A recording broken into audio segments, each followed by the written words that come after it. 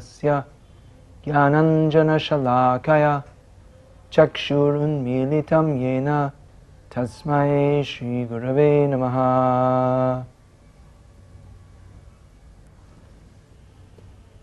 कौन भक्ति कर सकते? सब कर सकते। ऐसा नहीं है कि खाली हिंदू परिवार में जन्म लेते या खाली ब्राह्मण या खाली शिक्षित, वैसे नहीं, सब के लिए है, क्योंकि सब जीव है, सब भक्ति कर सके। तो आपका प्रश्न हो सकता है कि भक्ति के लिए मेरी कुछ रुचि है, लेकिन बहुत ज़्यादा भौतिक आसक्ति भी है। मतलब मैं जप कर चाहता हूँ, कृष्ण नाम कर चाहता हूँ, लेकिन टीवी भी देखता हूँ, पार्टी भी जाता हूँ, तो वैसे दोनों है, भक्ति के लिए आकर्षण और भौतिक आसक्ति है।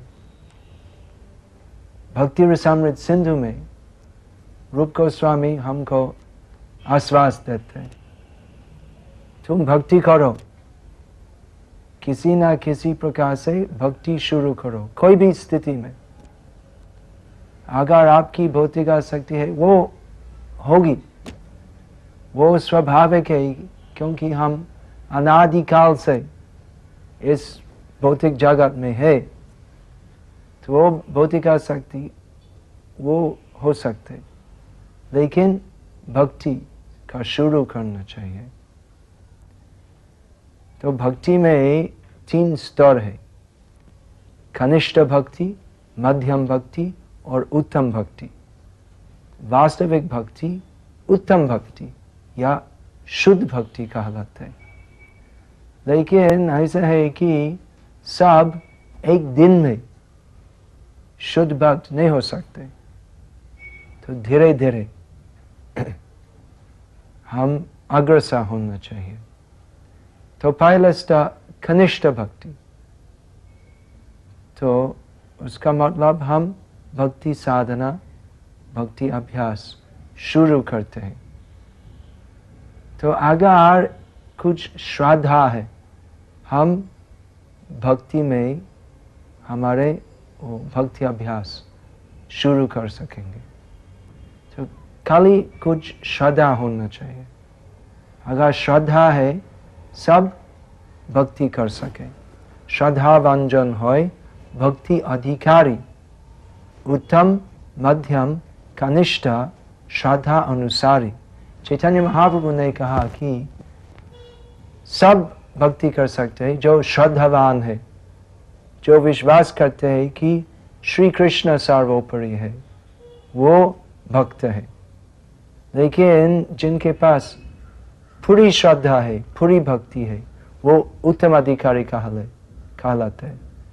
जो कनिष्ठ भक्त, उनकी श्रद्धा की कमजोरी है, और मध्यम अधिकारी वो दोनों स्थिति के बीच में है। जहाँ कोमल श्रद्धा से कनिष्ठ जन, क्रमे क्रमे तेहों भक्त होइबे उत्तम। चैतन्य महाप्रभु कहते हैं कि जहाँ कोमल श्रद्धा, जिसका विश्वास की कमजोरी है, मतलब श्री कृष्ण को विश्वास करते हैं, लेकिन शास्त्र ज्ञान नहीं है और बहुत शंका है, और साथ साथ में बहुत भौतिक आसक्ति है, वो कनिष्ठ भक्त, वो उपेक्षित नहीं है, वो भी भक्त है। किसी ना किसी प्रकार से अगर कोई भक्ति शुरू करते हैं, वो बहुत ही भाग्यवान है। तो सब परमहंस एक दिन में सब परमहंस नहीं हो सकते, लेकिन अगर कोई खाली एक बार हरे कृष्ण कहते, वो भाग्यवान है। क्योंकि हम अनादिकाल से ब्रह्मांड में दूसरे दूसरे शरीर में भ्रमण करते हैं, तो अगर हम खाली एक बार हरे कृष्ण कहते, तो वो हमारे भाग्य का उदय है। लेकिन वो भाग्य पक्का बनाने के लिए साधना करना चाहिए, मतलब नियमित रूप से भक्ति करना चाहिए। तो जब हम भक्ति शुरू करते हैं हम कनिष्ठ या प्राथमिक अवस्था में हैं, लेकिन चैतन्य महाप्रभु कहते हैं क्रमे क्रमे तेहो भक्त होइबे उत्तम, मतलब अगर वो कनिष्ठ अधिकारी भक्त, कनिष्ठ भक्त साधना भक्ति पालन करते श्रद्धा से, तो वैसे भक्त की श्रद्धा और मजबूत हो जाएगा और धीरे धीरे वो भक्त जो प्राथमिक स्तर में कनिष्ठ है तो धीरे धीरे वो उत्तम हो जाएगा, उत्तम भक्त, पूरा भक्ति मिलेगा। तो वो स्वाभाविक है। तो किसी विषय में भी अगर अभ्यास करना तो एक्सपर्ट बन जाते।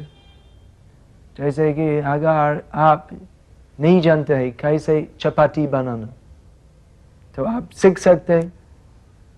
तो पहले आपकी रोटी जो आप बनाते हैं तो इतना अच्छी नहीं होगी, थोड़ा ताकत होगा तो वैसे हो सकते।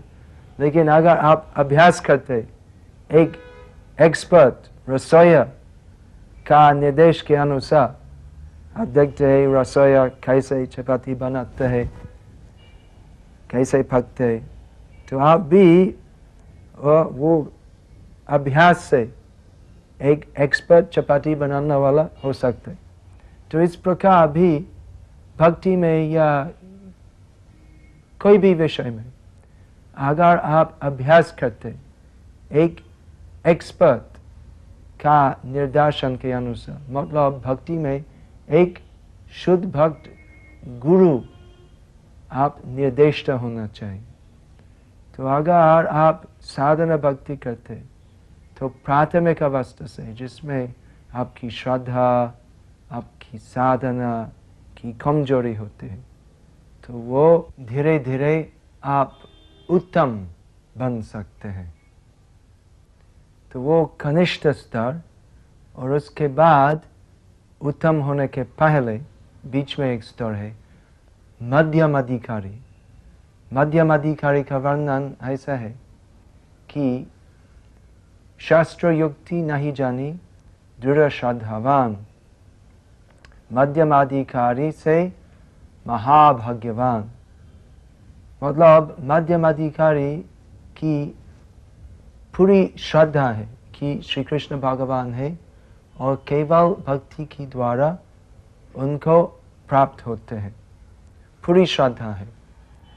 लेकिन मध्यम अधिकारी का पूरा शास्त्र ज्ञान नहीं है, लेकिन पूरा विश्वास है। मध्यम अधिकारी शुद्ध भक्त है, कोई सांसारिक सुख नहीं चाहते, तो वो स्तर से अतिक्रम किया है। लेकिन उत्तम भक्त से यही फर्क है कि मध्यम भक्त का पूरा शास्त्र ज्ञान नहीं है, और उत्तम भक्त उसका वर्णन है, लक्षण है कि शास्त्र युक्त सुनिपुण दृढ़ श्रद्धा जा उत्तम अधिकारी से तारे ये संसार। तो जैसे मध्यम भक्त उत्तम भक्त का पूरी श्रद्धा है, लेकिन वो श्रद्धा के साथ पूरा शास्त्र ज्ञान है। तो पूरी श्रद्धा और शास्त्र ज्ञान के साथ होने से वो उत्तम भक्त उत्तम अधिकारी से तारे ये संसार, उत्तम भक्त पूरा संसार का उद्धार कर सकते। वो चैतन्य महाप्रभु का वर्णन है, और श्रीमद् भागवत में कनिष्ठ, मध्यम और उत्तम भक्तों के वर्णन और विशद रूप में कनिष्ठ अधिकारी क्या कहते हैं, किस प्रकार विश्वास है। आचार्यमेव हारये पूजं या श्रद्धये हते न तद्भक्तेषु चान्येषु सभक्त प्राकृत स्मृतः। कनिष्ठ भक्त इस श्लोक में प्राकृत भक्त कहलाते हैं। प्राकृत उसका क्या मतलब, वो जरा प्रकृति से थोड़ा बद्धित रहते, मतलब मुक्त जीव है, मुक्त पुरुष, और मायाबद्ध जीव है। जो मायाबद्ध जीव तो माया जाल में फंस रहते, और जो मुक्त पुरुष शुद्ध कृष्ण भक्त है। तो वो कनिष्ठ भक्त जो है उनका एक पांव वो संसार में है और एक कृष्ण भक्ति में है, आध्यात्मिक में, आध्यात्मिकता में। प्राकृत भक्त तो भक्ति का मतलब जो 3 गुणों से अतीत है। तो कैसे भक्त प्राकृत हो सकते हैं? तो वो एक्चुअली वो एक विपरीत विचार है। भक्त का मतलब जो शुद्ध है, लेकिन कनिष्ठ भक्त वो दोनों स्थिति के बीच में है। कनिष्ठ भक्त की रुचि है कृष्ण भक्ति करने के लिए, फिर भी आसक्ति वो भी है जरा इंद्रिय सुख के लिए। तो इसलिए वो कनिष्ठ भक्त का पूरा साक्षात्कार नहीं होते। आचार्य में वह हरि भजन करते हैं, विशेषकर वो मूर्ति पूजा करते हैं, और वो कनिष्ठ भक्त का पूरा विश्वास है कि ये श्री कृष्ण की मूर्ति जो मैं पूजा करता हूँ वे भगवान है। तो श्री कृष्ण को विश्वास करते हैं, लेकिन श्री कृष्ण के बारे में पूरा ज्ञान नहीं है, और भक्तों की उत्तम स्थिति वो स्वीकार नहीं करते। सोचते हैं भगवान है और मैं हूँ, मैं भगवान का भक्त हूँ। लेकिन दूसरा भक्तों की भक्ति उसको नहीं देखते, सोचते हैं मैं श्रेष्ठ भक्त हूँ। वो प्राथमिक भक्त है, लेकिन सोचते हैं मैं सबसे बड़ा भक्त हूँ। जैसे कि एक बच्चा जब स्कूल जाते तो प्राथमिक शिक्षा में थोड़ा प्रवीण होने से सोचते हाँ मैं बड़ा पंडित हूँ। तो इस प्रकार माया से प्रभावित होकर वो कनिष्ठ भक्त सोचते हैं मैं सबसे बड़ा भक्त हूँ, और ऐसे अहंकार से भगवान के उत्तम भक्तों को भी थोड़ा अपराध कर सके। तो वो कनिष्ठ भक्त तो थोड़ा विपद में है, क्योंकि भक्ति करते लेकिन साथ साथ में अगर भगवान के दूसरे भक्तों को सम्मान नहीं देते, अगर खाली भगवान को सम्मान देते लेकिन भगवान के भक्तों को सम्मान नहीं देते, तो वो भक्ति पद से कई भी समय गिर जा सकते। लेकिन वो भक्त है, और उत्तम भक्त महाभागवत का निर्देश के अनुसार अगर भक्ति करेंगे और विशेषकर अगर उस प्रकार अपराध नहीं करेंगे तो धीरे धीरे उन्नत हो सकते। तो मध्यम अधिकारी जिनके पास पूरी श्रद्धा है उनका वर्णन भी श्रीमद् भागवत में है कि ईश्वरे तद अधीनेषु बालिशेषु द्विषत्सु च प्रेम मैत्री कृपोपेक्षा या करोति स मध्यम। जो मध्यम भक्त ईश्वर श्री कृष्ण को प्रेम करते हैं, तद अधीनेषु उनके भक्तों से दोस्ती स्थापन करते हैं। ईश्वरे तद अधीनेषु बालिशेषु, बालिशेषु मतलब वो साधारण लोग जो भगवान को द्वेष नहीं करते फिर भी भगवान में श्रद्धा नहीं है, तो ऐसे लोग को कृपा देते, प्रचार करते। और जो असुर है, जो भगवान को द्वेष करते हैं, मध्यम अधिकारी ऐसे लोगों को उपेक्षा करते हैं, ऐसे लोगों के पास नहीं जाते हैं, बातचीत नहीं करते। भगवान को प्रेम करते हैं, भक्तों के साथ मिल करते हैं, साधारण लोगों को प्रचार करते हैं और असुर लोग से दूर रहते हैं, ये मध्यम अधिकारी। और उत्तम अधिकारी का वर्णन भी है, सर्वभूतेषु यः पश्येद भगवद् भावमात्मनः भूतानि भगवत्यात्मनि एष भगवतोत्तम।